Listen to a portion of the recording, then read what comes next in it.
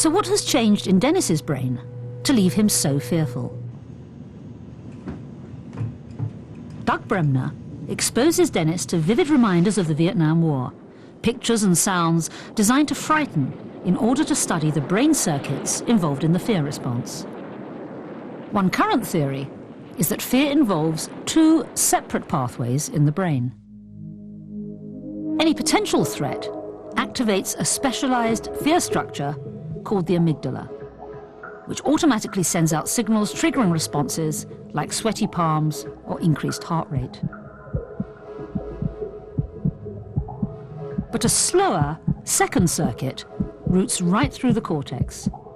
This is how we weigh up the threat, and if it's a false alarm, the amygdala is shut down.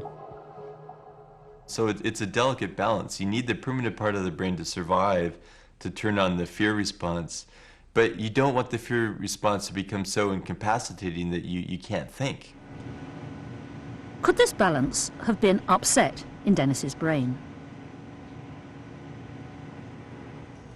Doug Bremner has looked at the brain activity in traumatized veterans compared with those who have come through unscathed. He's found there's far less activity in one particular area of Dennis's cortex than there should be. This area is part of the pathway which normally shuts down the automatic fear responses when they're not needed. So in Dennis's brain, even the slightest threat unleashes the full terror.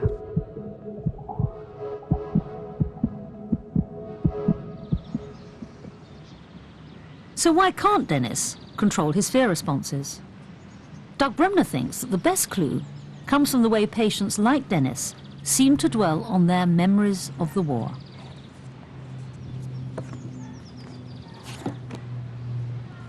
One of the things that I found most interesting when I first began working with Vietnam veterans was that many of my patients, they could remember what happened in Vietnam as if it were yesterday. And they'd show me picture books of their friends from the war and talk about them as if they had just seen them the day before. But they couldn't remember what they had for breakfast that morning. They had sort of a vague idea about maybe how long they'd been in the hospital. And these more recent things, they had a lot of problems with. Bremner believes that Dennis's faulty fear response also involves a brain structure called the hippocampus, known to play a vital role in memory.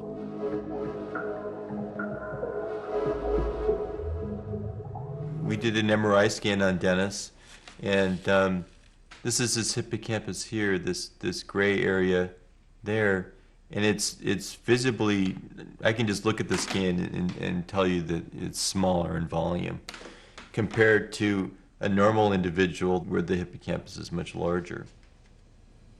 This change to Dennis's hippocampus is very exciting. Constant terror has changed the structure of his brain. This is from the land we left so much at. It's incredible.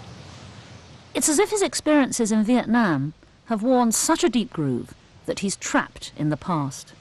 Even a handful of soil from the Ho Chi tunnels is enough to reduce him to tears.